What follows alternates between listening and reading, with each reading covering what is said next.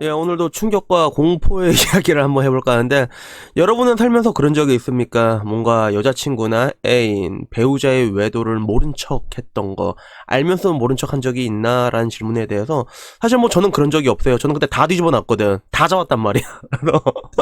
이거 뭐 옛날 얘기도 했지만, 제가 희한하게 그 여자친구의 외도를 귀신같이 잡아냈어요. 그래서 그 잡아낸 이유가 뭐냐면, 내가 어렸을 때는 뭔가 좀 감 같은 게 좋았던 것 같아. 그래서 데자뷰 같은 거 있잖아요. 예지 뭐 굉장히 선명한 꿈을 꾸고 나면 그게 실제로 일어나는 경우가 전 좀 자주 있었거든요. 지금 와서는 그런 꿈을 안 꾼 지가 한 10년 된 것 같아. 근데 옛날엔 그걸 되게 자주 꿨단 말이야. 그래서 여자친구 외도의 현장을 내가 그대로 보거든, 꿈에서 그거를. 그래서 그 가면 그대로 잡았단 말이야. 그래서 어떻게 보면 제가 23살 이후에 연애 공백 기간이 9년 반 동안 걸렸던 이유에는 뭔가 여성에 대한 그런 뭔가 불안감이라기보다는 약간 굴절된 그런 불신감 같은 게 생긴 것 같아요. 그래서 사람이라면 그런 게 생길 수밖에 없단 말이에요. 계속 반복되면 같은 일이에요. 난 그랬거든. 근데 문제는 나는 그때 뭔가 내 애인들의 그런 외도 현장을 목도했을 때 이게 뭐라고 해야 될까? 이 겪어본 사람은 아는데 진짜 충격적이거든요. 그게 처음 볼 때. 그래서 너무 충격적이라고 아직도 진짜 머릿속에서 5만 가지 생각이 다 드는데 진짜 닭똥 같은 눈물 한 방 팍 떨어지는 거야 그게. 그러다 이거 너무 끔찍한데. 그래서 다시는 생각하기 싫은 그런 척 중에 하나인데, 근데 문제는 저는 이런 것들을 봤을 때 모른 척 한 적은 한 번도 없거든요. 그냥 가서 뭐 이제 뒤집어 엎거나 뭔가 하거나, 그리고 실제로 뭐 그 외대던 놈도 팼어 내가. 이것도 나중에 재밌거든. 얘기 들으면 나중에 얘기해줄게 이것도. 여튼간에 뭐 이렇게 나는 외도에 대해서 모른 척을 한 적은 없었는데, 근데 내 주변을 보다 보면 외도를 모른 척 하는 경우가 있더라고요. 그래서 보통 사귈 때는 이런 경우가 좀 많은 것 같아. 이 여자를 너무 좋아해가지고 사귈 때는 그걸 알면서 모른 척 하는 경우가 있거나, 혹은 내가 엄한 여자 이제 이미 남자친구 있는 걸 뺏으러 간 거야. 그러면서 이제 서로 만나고 있는 거 아는데 양다리를 하면서 그러면서 만나게 된 경우도 있고, 어떻게 보면 그 과정이라는 건 굉장히 뭔가 좀 추잡하죠. 멀쩡하게 이게 사귄 남자에 있는 여자를 이렇게 뺏는 애들이 되게 많거든, 이런 애들. 그래서 난 이런 새끼들 진짜 경멸하긴 하는데, 근데 뭐 그게 단순히 그런 게 아니더라도 정말로 뭔가 이제 영화처럼 그런 경우도 있을란가? 그 영화 보면 글로미 선데이라는 영화 보면 그 널 잃어버릴 바에는 너희 절반이라도 가지고 싶어 이래가지고 둘이서 사이좋게 만나잖아. 그래서 이런 경우가 뭐 있는지 없는지 모르겠는데, 여튼간에 결론적으로 뭔가 교제를 하는 기간 있잖아. 교제를 하거나 사귀거나 아니면 혹은 이제 양다리를 타거나 환승이별을 하는 구간이나 이렇게 우리는 알게 모르게 이제 한 가족이 되는 경우가 있는데, 근데 그때는 그걸 알면서도 그냥 넘어가는 경우가 있거든요. 근데 문제는 뭐냐면 내가 살면서 결혼을 했는데도 불구하고 배우자의 외도를 모른 척한 경우는 제가 본 적이 없었던 것 같아요. 근데 이 얘기는 내가 보다 나랑 좀 제법 친한 사람이 실제로 있는 일이거든요. 그래서 난 그때 너무 충격적이라 가지고 내가 이거를 나한테도 다시 똑같은 질문을 해본 적이 있었는데, 일단은 그 내용은 되게 단순해요. 결혼했어. 이미 결혼했고 연애도 나름 오래 했고 결혼도 했고 애도 있고 별 문제 없는 것처럼 보여. 별 문제 없는 것처럼 보이는데, 근데 와이프가 외도라기보다는 한 번씩 그냥 놀러 나가요. 놀러 나가면 집에 안 들어와. 그냥 외박을 해. 외박을 한단 말이야. 근데 문제는 외박을 해도 어디에서 외박을 하면 나이트를 가요. 나이트 가서 외박하면 사실 이거 거의 100%거든, 여자가 그러면. 근데 거기에 대해서 굉장히 덤덤하게 얘기를 하더라고요. 제가 아는 사람인데 덤덤하게 얘기를 하는 거야. 그럼 너무 덤덤하게 얘기를 해가지고 나는 좀 깜짝 놀랬지 그게. 그래도 실제로 나이트 클럽 가면 진짜 개판인 커플들이 많거든요. 그래서 우리 나이쯤 되면 40대쯤 되면 그냥 서로 네 길 가고 내 길 가자라고 하는데, 부부관계는 그냥 법적으로는 혼인 상태에서 네 길 가고 내 길 가자, 서로 마이웨이 가자, 이런 경우도 있단 말이야. 그래서 그놈의 애 때문에 헤어지지 못하고 그런 경우도 있고, 내 뭐 고객 중에서도 뭐 일전에 지나가면서 얘기했지만 그냥 딸이 20살 찍으면 그때 이혼하자 하신 분도 계시고, 그래서 굉장히 다양한 형태들이 있는데, 근데 이거는 서로 마이웨이 가자는 게 아니라 제가 아는 그분은 뭔가 이게 외도를 하거나 이런 거랑 좀 거리가 먼 분이거든요. 그래서 보통 그런 사람들 있죠. 그냥 나는 좀 이게 본 게, 게임에 미친 사람들 중에서 난 외도하는 남자를 본 적이 없거든. 그러니까 정정이 그런 사람 그냥 오락만 해. 원래 그냥 이게 오락만 하는 사람이었는데, 그냥 내가 봤을 땐 누구보다도 그냥 편하게 혼자 살아야 되는 사람이긴 한데 그냥 어쩌다 결혼이 됐단 말이야 그게. 그래서 뭐 이런 식으로 됐길래 일단은 뭐가 문제였냐라고 물어봤죠. 뭐가 문제였냐, 뭐 섹스 리스냐 뭐냐 하니까 섹스리스까지는 아닌데 근데 거의 안 해. 그래서 요거는 뭐라고 해야 될까, 거의 안 하는지 아예 안 하는지까지 모르겠는데 뭐 거의 안 한다 하더라고. 그러면 이거 섹스리스로 봐도 될 것 같긴 해요, 그게. 근데 뭐라고 해야 될까, 이 섹스리스에 대해 가지고 말하자면 뭐 밑도 끝도 없긴 한데, 근데 보통 이게 장가가고 나면 섹스리스가 생각보다 되게 많거든요. 그래서 내가 내 친구들 얘기를 들어도 장가를 가게 되면 제일 먼저 생기는 인체의 변화가 성욕의 감퇴라고 얘기를 하더라고, 애들이. 그래서 뭐 그런 것도 있고. 근데 왜 배우자가 나이트클럽에 가서 맨날 이렇게 한 번씩 나가면, 맨날은 아니고 한 번씩 나갔다 오거든요. 한 번씩 나갔다 오면 맨날 외박을 하는데 그걸 왜 모른 척 하고 있냐라고 물어보니까 그냥 하는 말이, 한 번 다녀오면 그냥 집안일을 잘한대. 그래서 한 번 다녀오고 나면 그냥 집안일 되게 잘하고 애한테 되게 잘하고 가족한테 되게 잘하고 아무런 문제가 없다는 거야. 아무런 문제. 그러니까 거기에 대한 문제는 한 번씩 그냥 나이트클럽 가서 외박을 하고 온다, 이거밖에 없다는 것들이지. 그래서 여기에 대해서 이제 본인도 이제 맨 처음에는 이렇게 좀 나름 이제 덤덤하게 얘기하면서 마치 그렇게 얘기를 하더라고요. 그러니까 남자들, 자기는 그냥 그렇게 생각한다고. 남자들도 보면 결혼하고 나서도 안마빵 이런 데 다녀온 사람 있지 않냐고. 안마빵이랑 간데 사실 남자들끼리는 그런 뭔가 율락업소나 이게 안 좋은 데 이렇게 가는 거에 대해 가지고, 그 업소만 다녀온 거에 대해 가지고 우리끼리는 뭐라고 얘기를 안 하거든요. 왜?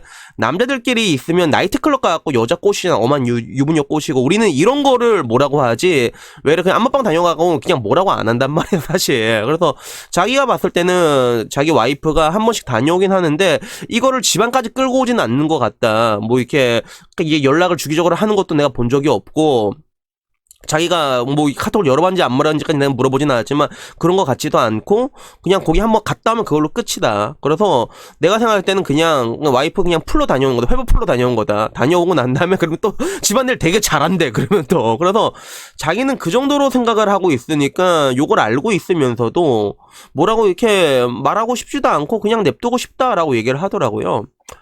그래서 나는 이 이야기가 나한텐 굉장히 좀 충격적이라고 해야 되나? 나한테도 이제 좀 많이 충격적이게 되더라고. 왜 난 그런, 보통 이제 내 기억에는, 내가 알고 있는 경우는 그런 건 보통 쌍방으로 이렇게 서로 마이웨이를 간 경우가 일반적이거든.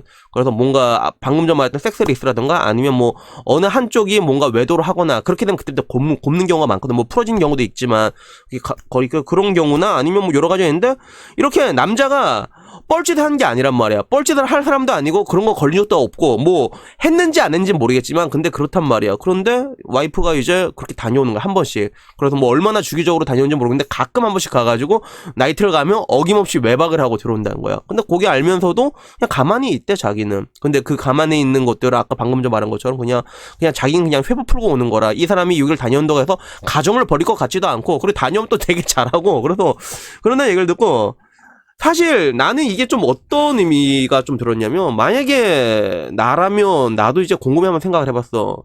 이런 게, 사람도 굉장히 다양한 사람들 있잖아. 근데 여자가 정말로 완벽하게 남자 같은 성향을 가진 사람이겠지. 그냥 완벽하게 남자 같은 성향을 가진 사람에서 그냥 아무런 애정이 없이 그냥 한번 시원하게 실수 올 수 있다는 거야. 뭐 다녀와서 그것들을 이제 집을, 가정을 끌고 오진 않고 이렇게 되고 이거 되고.